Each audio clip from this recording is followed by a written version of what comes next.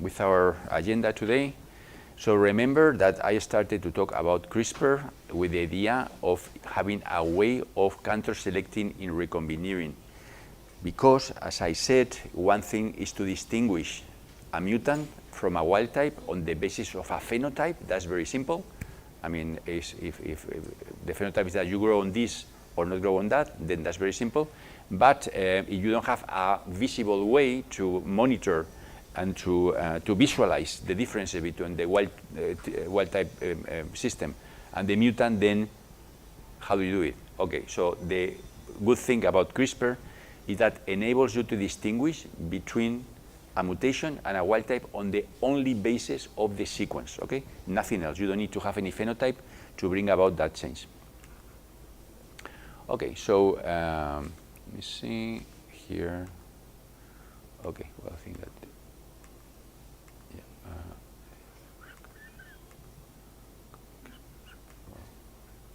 Okay, so in practical terms, what you have is a deletion protocol that is simpler because it requires recombinant oligo for just one. Then select the spacers, design oligos, clone them in different plasmids, transform your strain, grow the cells, and confirm the deletion. So all this takes just a few days rather than few weeks, as I said before. Well, there are some details on some of the plasmids that people have been developing to use CRISPR precisely for this type of applications. You have one of them, for instance, where you have Cas9 being expressed together with the track RNA and with some places where you can clone different segments for production of the RNA that will interact with this other RNA with Cas9, and then it will act as a nuclease. And some variants of it where you can distinguish, I mean, you can, for practical terms, you can have the two separated. I mean, if you go through a literature, there's a tremendous variety of systems based on CRISPR-Cas9 that eventually they do exactly the same. So in our hands, and for handling Pseudomonas puti, that is our favorite bug, we prefer to use this two plasmid system, where we have on the one hand, one plasmid that expresses the tracing DNA and Cas9 in a constitutive fashion, and then we have this other where we engineer the expression of the target DNA, the target RNA here. Okay, so and they are compatible because they have different origins of replication, and they normally work very well. So for a given application, what you do is that you use these two plasmids in the laboratory, then you just co-transform simultaneously the mutagenic oligo with the plasmid that produces the tracing DNA and the plasmid that expresses Cas9. And in that way, what happens is that when everything gets together, the only way that plasmid, that cells can survive is if you have executed the mutation that is carried by the oligo here, okay? So that's something that is very nice. Okay, so if you go through a classical deletion protocol, then as I said before, it will take 2 to 3 weeks in the best case scenario. If you go through recombination based CRISPR deletion or CRISPR some other, say, editing, it will go to 1 week, okay? So that's something that, you know, in terms of saving time, is a considerable saving. There's another screw term that I want to mention because I think it's super interesting. That is what has been called precision genome editing, okay? So precision genome editing means how can you, with a minimal manipulation, a minimal preparation of things, how can you really enter very, very specific mutations in a good part of, in a given location of the genome. This is something that, of course, has been applied in bacterial cells, but also this is the very same concept that has been applied for gene editing in mammalian cells, in animals, and in other types of complex biological systems. And this is possible because of some properties and some, say, new proteins that have been discovered recently that can be engineered to do something very nice. That is the following. We have just explained to some extent that in the CRISPR system you have the Cas9 protein. The Cas9 protein recognizes a specific site in the genome because you have a guide RNA and you have a nucleolytic activity that will cleave the DNA there. However, it is possible, and it has been made, to have mutants in the nuclease domain of Cas9 that maintains the ability of this whole protein to bind to a given site of the genome, but without cleaving, okay? So that means that now we have a big protein, this Cas9 protein, together with the RNA, that together will go to a location in the DNA and will remain there. And it doesn't have a nuclease activity. Because of that, it's called a decas system, decas, okay? So it was, before, it was a nuclease, but now it is not a nuclease. On the other hand, in the last few years, a large number of proteins have been isolated that are cytosine deaminases. Okay? Cytosine deaminases are enzymes that are present in many cells that will find cytidines in the DNA and will deaminate them to convert them in uridine. And then this uridine, upon subsequent cycles of replication, will be converted or will be recognized as a thymidine. Okay? So a cytosine deaminase is able to convert cytidines eventually into thymidines. Okay? And these are proteins that, as I said, have been discovered in various contexts and so on. Now, what if, as we are smart, you make a protein fusion between Cas9, the variant of Cas9 that is unable to cleave DNA, and a cytosine deaminase? So what happens is that now you have a complex protein that on the one hand is able to recognize a specific sequence in DNA, but on the other hand, in the proximity of web location where the complex goes, the bases that are, well, the cytidines that are accessible to the cytidine deaminase will be converted into Ts, okay? So C will go an U, and then you will have a specific change there. And this will be very specific because the complex, the geometry of the complex of this hybrid with the DNA will be very well maintained, and therefore the possibilities of the cytosine deaminase to execute its activity on the cytidines will be limited to the window that the architecture of the complex enables, okay? So let's take a closer look to this. So this is a typical a fusion between Cas9, decas9, and then a cytosine deaminase, okay? So first of all, well, you may have a linker between the two, longer or shorter, and that will determine the window of action of the cytosine deaminase. You have a long cytosine deaminase, a long linker between one protein and the other, then the window of activity can be relatively long. But if you have a limited size in the linker, then it's like, you know, you have the protein sitting there, and then the cytosine deaminase will be able to act only on the cytidines that are found adjacent to the place that you are binding. So, so this is the situation, and also there's an additional trick, and is that in this scenario, in many cases, you add one more domain to the protein hybrid that is an inhibitor of an enzyme that is called uridine glycosylase, that what it makes is to repair the changes from C to U. So just to avoid that the changes are repaired, the protein engineers have added to the complex this particular addition there, okay?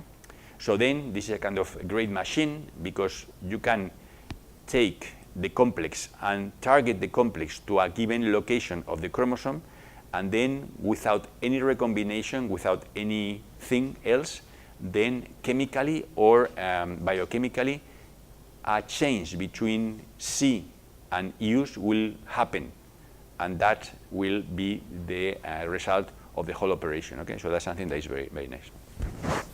So there are base editors. Not only are cytosine deaminase, there are other base editors that are adenine deaminase. But by the way, the complex between Cas9, dCas9, and cytidine deaminase or other deaminases is what is called a base editor, because the base editor suffices by itself to enter mutations at a given locations of the genome just by themselves, without recombination and with anything. Okay, so when you have CRISPR-Cas9, the complex will cleave the DNA, but when you have this kind of variant where you fuse, or with a dCas is fused to a cytosine deaminase, then you can enter specific mutations in the genome without any intervention of any other mechanism. Obviously, in bacteria, well, this is perhaps not so, say, spectacular, because we have many other ways, as we discussed before, to enter different types of mutations in the genome. But for instance, in eukaryotic cells, this is a kind of magic trick, because you can go into the genome, and by doing this trick, to enter and to revert mutations that are known, for instance, to cause diseases. And therefore, this is one of the most promising, say, approaches to gene editing in animals.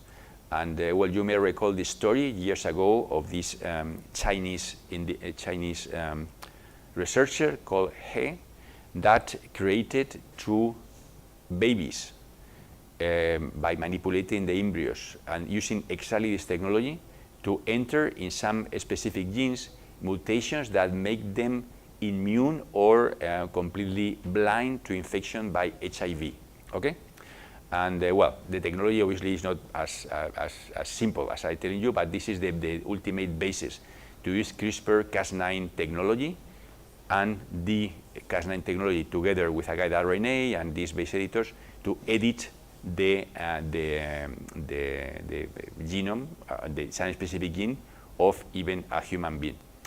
There are various issues there. I will not get into that. There are, ethical issues and risk issues and everything, because one of the main problems when you deal not with bacteria but with animals and so on, let alone humans, is that you are not secure, you are not sure about off-site effects. Okay, so you think that when you have that situation, the only target DNA that will be edited is the one that corresponds to the complex that you have engineered, but it may happen that this complex will go somewhere else and will create also mutations that you don't expect. Okay, so these are things that require some further discussion and so on, and it's not trivial that we can use this technology for gene editing, for a kind of preemptive gene editing. A different thing is when you have already the disease and the disease is serious, and then you have very few therapeutical choices, and then the only choice might be that you make a kind of gene therapy and change the structure of the protein that is giving you a hard time by changing the structure of the gene. Okay. Well, but this is what happens in eukaryotic cells and in mammalian and so on. But in bacteria, you have an interesting application, and is the possibility of entering many mutations at the same time in a given metabolic engineering project. Okay. So, for instance, in this case, and this is very recent work. It came out just a few months ago. So what these researchers did was to target many different mutants here that they wanted to have for having a variant of Pseudomonas putida that would have specific catalytic properties. By the way, every time I mention Pseudomonas putida because it's the bacterium that we are more familiar with, but just remember that every single technology that I'm sharing with you today is perfectly applicable to basically all types of bacteria. Okay? It's just that to give you a more realistic example, I use the ones that I am more familiar with. So in this particular case, what these people did was to trying to get simultaneously 1, 2, 3, 4, 5, 6, 7, 8, 9, 10 mutations at the same time. And the mutations that they wanted were null mutations, namely to kill the genes. How do you kill a gene? By entering a short mutation, by entering a stop codon in the gene. Okay, so you have the sequence of the gene, and in the middle of the gene you put a stop codon. That means that when the gene is transcribed and expressed, then it will not happen. It will not be expressed. So what these people did was to make this multiplexing sequence of intervening DNA sequences that were corresponded to guide RNA that were connected by these repeated sequences. This is produced as a long RNA that is processed in vivo to produce smaller guide sequences. The smaller guide RNAs make a complex with Cas9, and then the same, and each of them results in a base editor that will enter, in each case, stop codons in each of the genes, okay? So that's a wonderful tool to enter many null mutations in a given bacterium, in many cases for the sake of metabolic engineering. In this particular case, it was for making able to deliver a reaction of biotechnological interest, okay? So that's something that is quite nice. Okay, so let's recap a little bit things that we have seen today and in previous days of genetic operations that you can do with plasmids, okay? So plasmids, you can have many types. Remember the SIVA collection that we discussed yesterday. You can use them for cloning, you can use them for promoter probing, for expression, and as we have been discussing today, you can use plasmids for the most part also for as editing modules and editing tools, whether they are based on SC1-based homologous recombination, whether we use double-stranded DNA recombination, or whether we use CRISPR-Cas9-based recombination for different types of metabolic edits, you know. So this is something that is quite handy, and you see that plasmids basically are the workhorses for nearly every type of, say, operation that you make in for genome editing in bacteria and in many other types of, say, genetic engineering endeavors.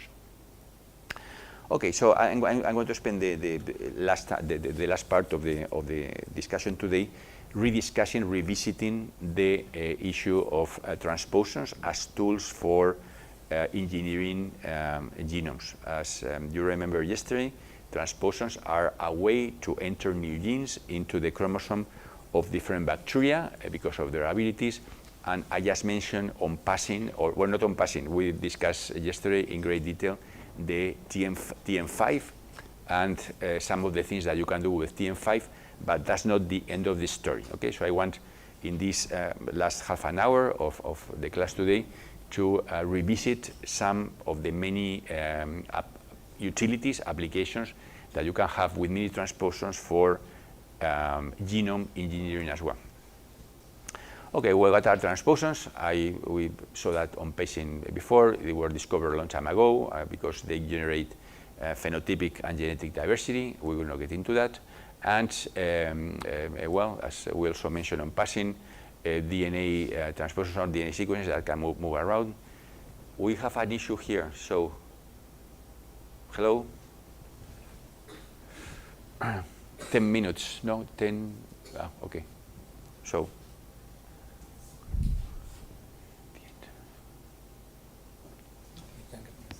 Yeah, but you have eliminated the window, but not the problem, right? No, it's not. Oh, not a problem? Okay, hope so. Okay, so transposon, DNA sequence, that can move, etc., and it's because of the action of a transposase, okay? The one that we discussed yesterday was the TM5 transposase, but there are many other types of transposition and transposases. Some transpositions are the result of what is called a conservative cut and paste.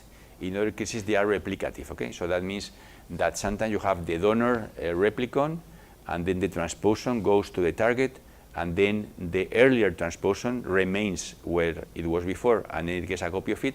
But in other cases, you have a donor and a target, and then the donor eliminates the transposon once the transposon goes somewhere else. So you have a complete variety of transposons for different applications.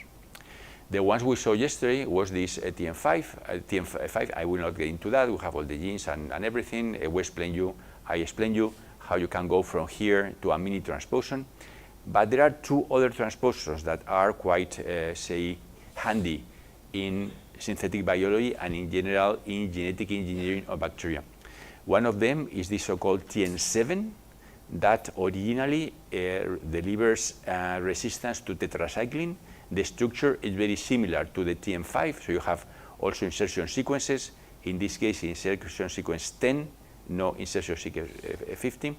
And then, as was the case also with the TM5, the insertion sequence to the left happens to have a transposase that is inactive, okay? Whereas the one to the right is active. So this is a structure that you can find in many naturally occurring transposons. You have something to the left, something to the right, and then something in between. The difference here is that you have other antibiotic resistances. We have also, and I will not tell you the details, made mini TM5 transposons exactly with the same philosophy, with the same basis that we have made TM5 mini transposons. And you can put inside the TM5, the mini TN10 transposons, all types of segments of DNA that will work also very well for different purposes. But one transposon that is quite good for diverse applications is TN7. So TN7 has the property, I mean, you have also some antibiotic resistances, and you have here a complex transposase that is not just one gene, but it has a bunch of different genes that assemble the complex that is necessary for transposition. But the advantage of TN7, or disadvantage, if you want to take it, different from TN5 or TN10, is that TN7 will target just one specific site in the genome, okay? So TN5 will jump all over the place, but TN10 will jump all over the place, but TN7 will go to specific locations, okay? And remember that you can make mini transposons out of them. Okay, so I'm going to show you a couple of applications where you can really see the power of mini transposons for genomic engineering, okay? So one of them is based in one of the plasmids that I mentioned yesterday, that it was PBAM1 that has a mini transposon that is compatible with the SEBA platform, okay? So this transposon, that is the best optimized transposon that we have produced so far. What we have done is to remove non-functional sequences. We have improved expression. We have minimized the occurrence of restriction sites. We have bordered the modules with rare restriction sites, as it was the case with the SEBA vectors. And then we have added a multiple cloning site with 15 restriction sites. So basically, this is a very good transposon vector, because basically you can add all types of heterologous DNA sequences to the cloning sites, and that sequences will be eventually transposed to the target strains. And we'll have made also some improvements at the borders of the transposons to increase the transposition. In the case of the TN7, then we also have different variants of TN7 that for some applications are better than TN5. So they are orientation specific. They go to specific locations in the chromosome of the target bacteria, to a place that is called at TN7, so you go straight into that place. The frequency is very high, stables are very stable, they are very wide, broad range, many gram-negatives, different pseudomonas, whatever. And the TN7 transposase can also act in trans, as in the case of TN5 and TN10. And what is very interesting is that because the insertion goes always to the same place in the genome of the target bacterium, then you can make a collection of isogenic strains that are identical, excepting for the nature of the insertion that is precisely in the T7 site, okay? TN7 site. So that's something that for some applications is very, very useful. So in TN7, there are many types of delivery plasmids. As you just heard, the advantage is that in the case of TN7, the transposase acts in trans. So remember that in TN5 and TN10, the transposase acts in cis. So the transposase has to be provided to the cells in the same construct where the transposon is. In the case of TN7, you can split physically the plasmid that has the transposon and the plasmid that has the transposase, okay? And that's very good because you can really do things that will be difficult with TN5. So there's a whole bunch, a whole collection of TN5 variants, And the advantage of the TN7 is that you can combine these variants in such a way that they are perfectly isogenic, okay? So that's very good. Okay, so let's take a look to what are the applications of mini-transposons for different endeavors in bacterial genome engineering.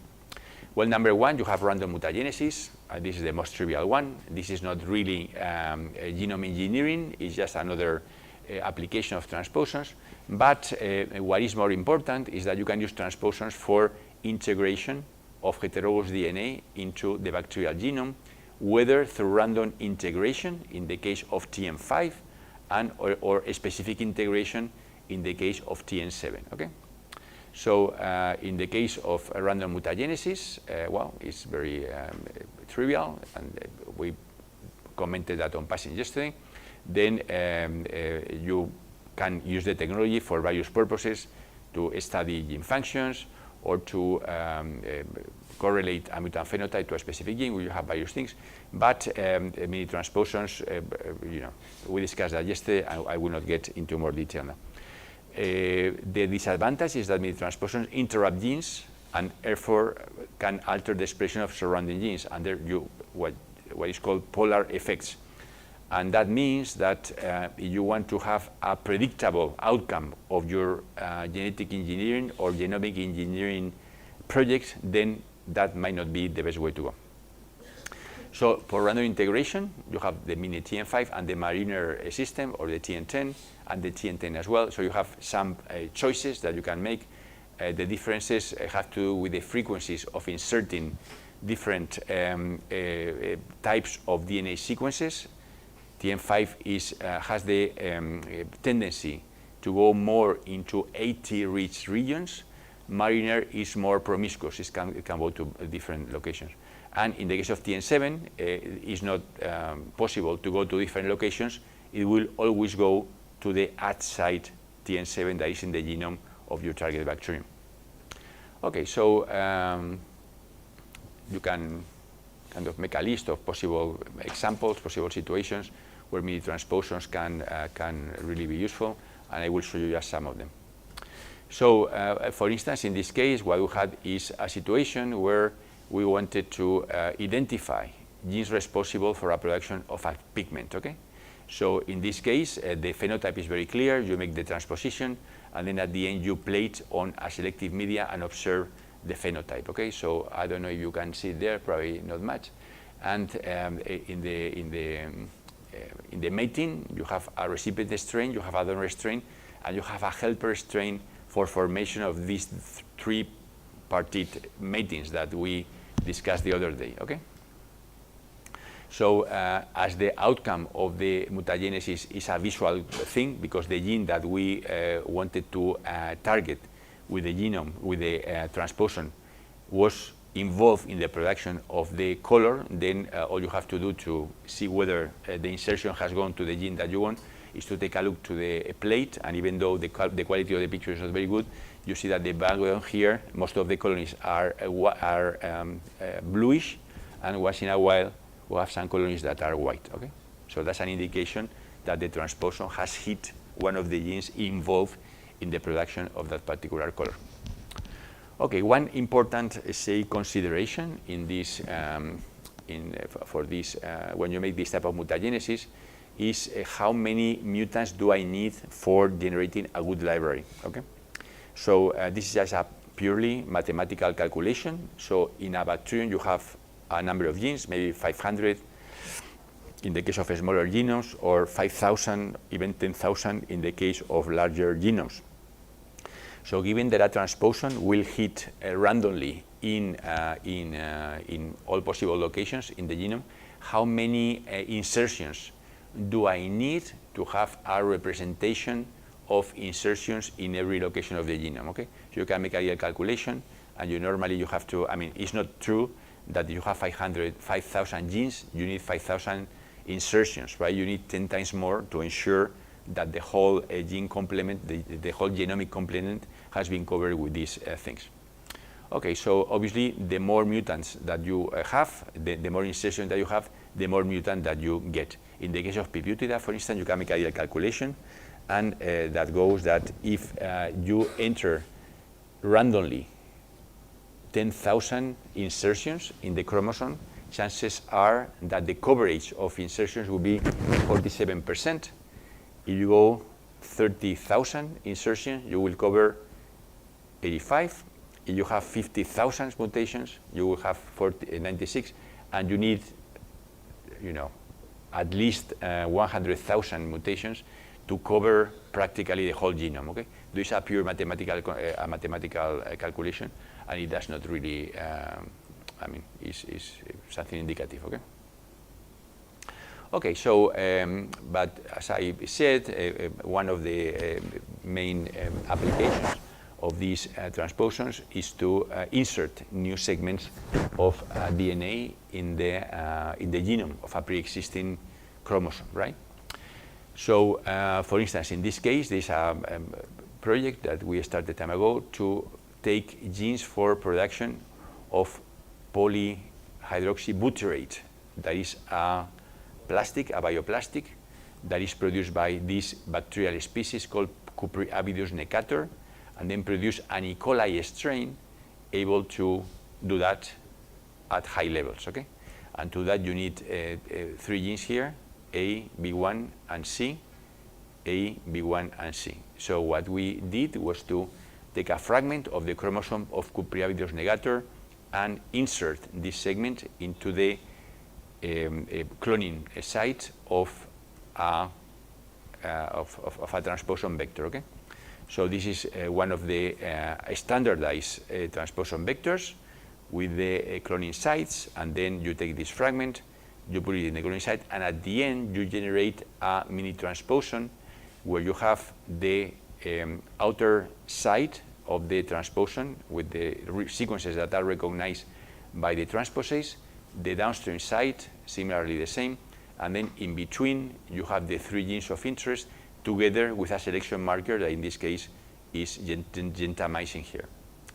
Then what you do is that you take this segment or this construct, you put it in, you make it transpose into a target bacterium, that is E. coli, BW, whatever, with that carries one gene that would interfere with the formation of bioplastics, and then now you select or screen for clones with a desired level of expression. Okay, so this will be one of the most common cases where you use transposons for genome engineering, because you have a segment of DNA that you want to introduce in an stable fashion in the genome of a target bacterium such as E. coli. Okay, and then you make the transposition, and then you select the clones for a desired level of expression.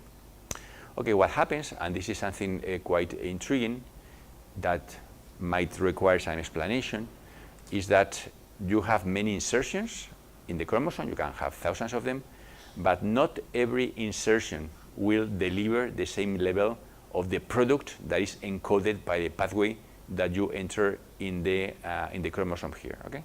So some of them will be highly expressed, others will not be expressed at all, and others will be very poorly expressed, okay? So in this case, you have a situation where the insertion of the transposon will give you a kind of landscape of expression of the phenotype that you want to enter into your construct here.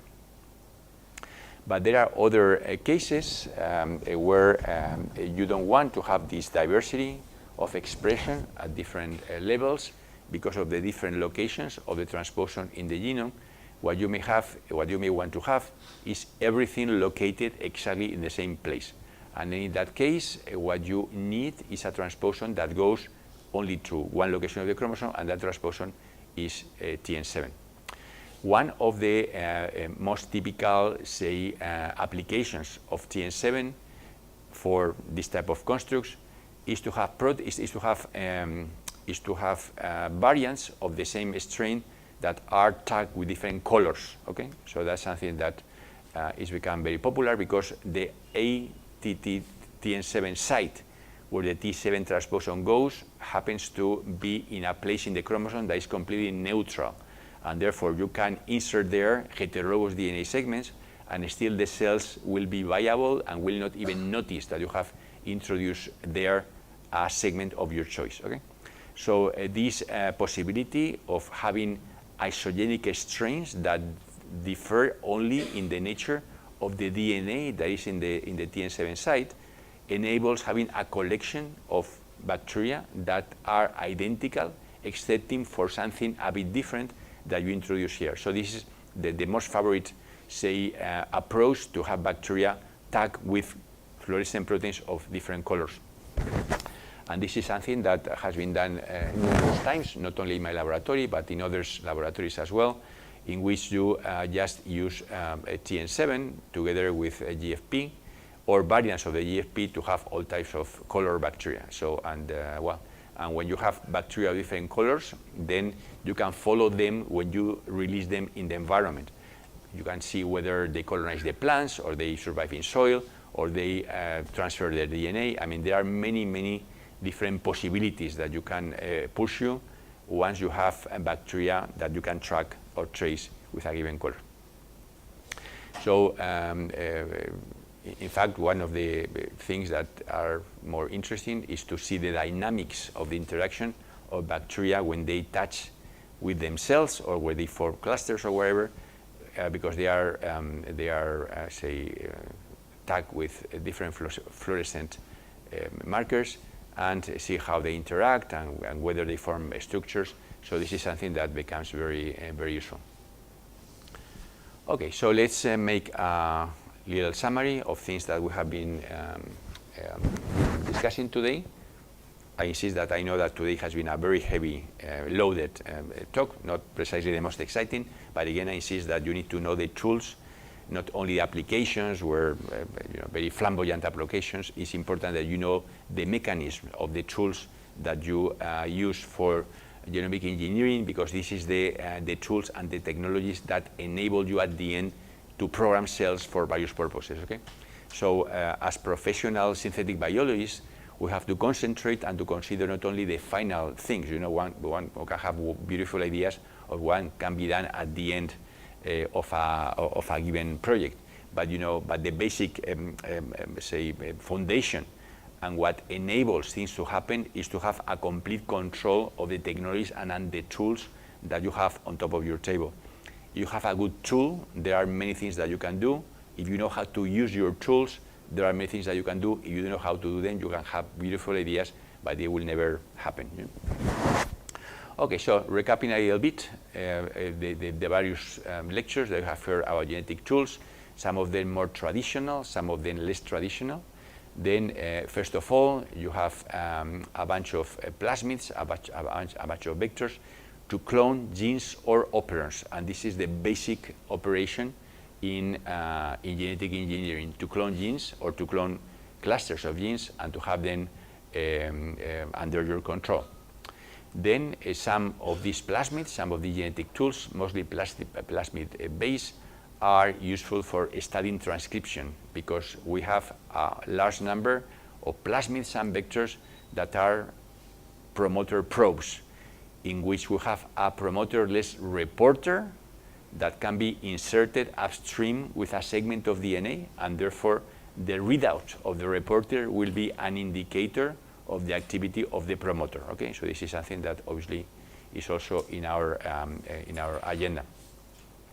Then we have another type of plasmids that are adequate for heterologous expression of DNA in bacterial cells and in other biological systems, because we repurpose the regulation that we observe in some naturally occurring regulatory nodes of bacteria.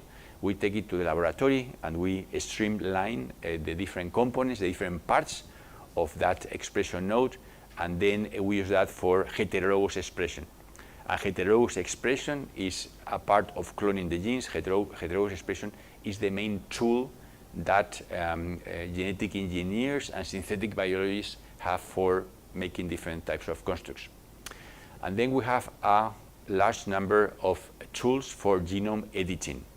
So the most basic of them is the one based on homologous recombination that depends on the so-called Rec-A based system of bacteria. That is a system that naturally is used for fixing damage to DNA, but it is also useful for, in a different context, for using, for swapping segments of DNA between a plasmid donor and a genome recipient, and therefore it enables a large number of manipulations.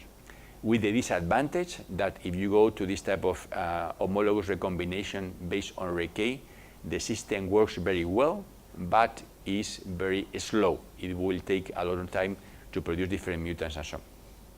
You can also make mutations by making mutant libraries, but it enables also homologous recombination to insert heterologous DNA at specific locations, and also use transposons at random places. Okay, and different technologies enables us, either with plasmids or with recombination, to insert DNA at specific sites and edit specific sequences, mostly with the tools of this precision engineering that I told you with CRISPR-Cas9.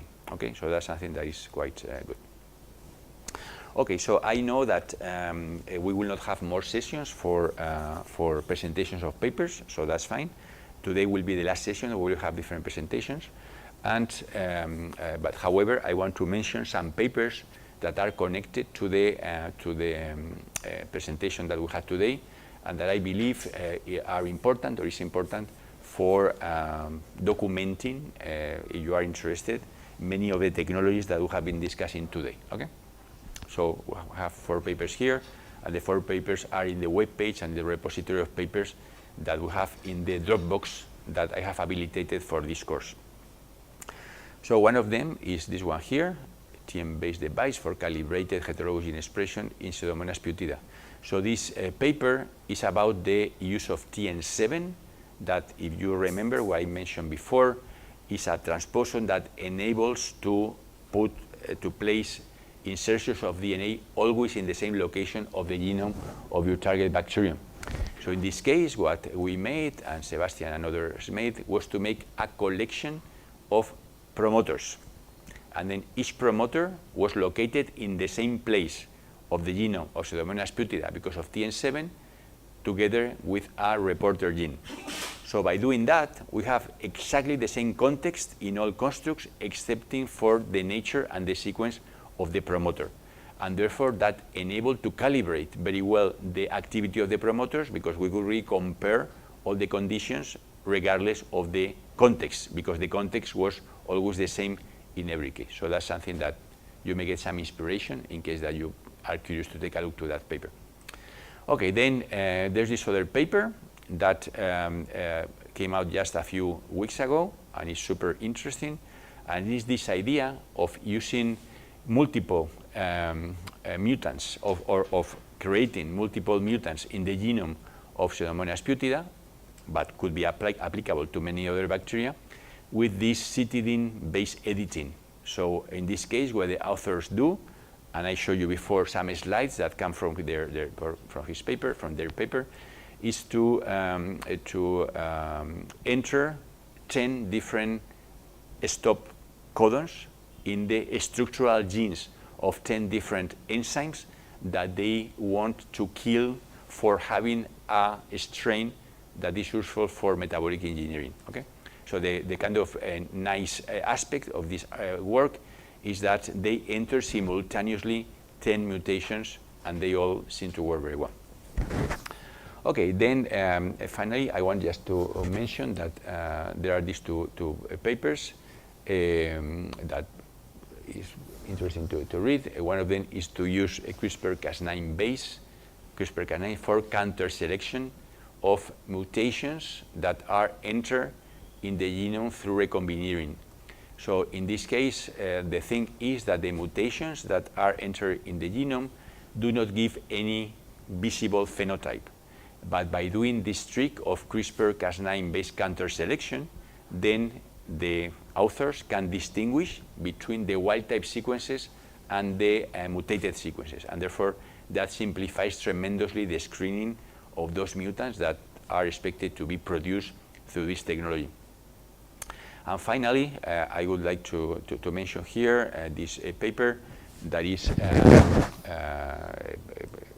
there, I think 2009, with this system that is called MAGE. Remember MAGE, Make America Great Again. So I think that at least the acronym you will not forget, and that multiple genome engineering and multiplex genome engineering accelerated evolution is the platform that enables to enter again many different mutations by transforming into growing cells mutagenic oligos together with the expression of a recombinase that will facilitate the entry of these mutagenic oligos in the replication forks of the chromosome, and therefore will enable as well the inheritance of different mutations at the same time. Okay, so these are things that we